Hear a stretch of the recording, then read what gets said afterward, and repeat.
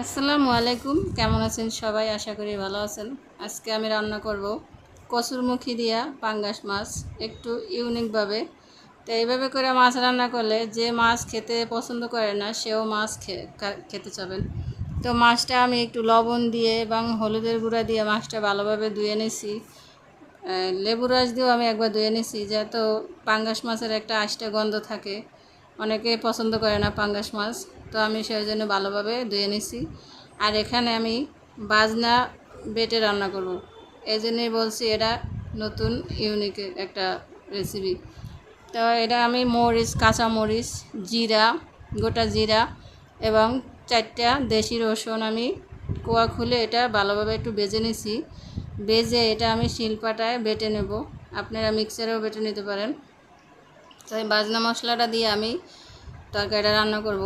তো এখন আমি তেমন একটা মশলা দেব না, এখানে আমি শুধু তেলটা দিয়ে দিছি। এখন আমি 1.5 চামচ হলুদের গুঁড়া, 1 চামচের মতো শুকনো মরিচের গুঁড়া আর পরিমাণ মতো লবণ দিয়ে আমি এখন কচুরমুখিটা দিয়ে দেব। দিয়ে এখানে পরিমাণ মতো জল দিয়ে দেব।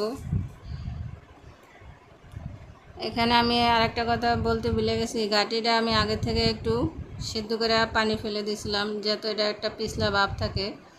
তো এখন আমি এখানে পরিমাণ মতো পানি দিয়ে দিছি। এখন আমি যে বাজনা মশলাটা আমি বেটে রাখছিলাম, এখান থেকে একটু জল উঠে আমি ওটা একটু গুলাই আমি তরকারির ভিতরে দিয়ে দেব।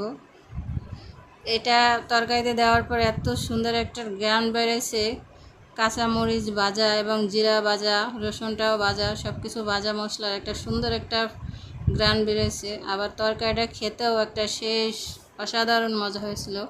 তো এইভাবে করে আপনারা যে কোনো তরকারি মশলা ভেজে রান্না করতে পারেন। ডাঁটা তরকারি, চিচিঙ্গা তরকারি, যে কোনো তরকারি রান্না করা যায়।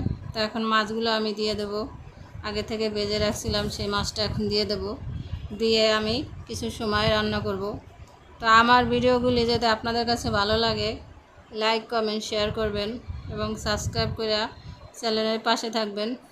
আমি মাছগুলো সব দিয়ে দিছি, এখন একটু নেড়ে চেড়ে ভালোভাবে একটু দেব।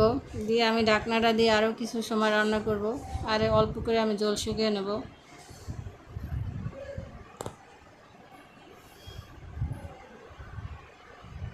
এখানে লবণটা একটু কম হয়েছিল, আমি একটু লবণ দিয়ে দেবো আবার। দেখতে পাচ্ছেন তরকারিটা কালারটা কি সুন্দর আসছে। এখন ঢাকনাটা উঠিয়ে আমি আবার একটু নেড়ে ছেড়ে দেবো। নেড়ে ছেড়ে দিলে আমার তরকারিটা প্রায় রেডি। আসসালামু আলাইকুম।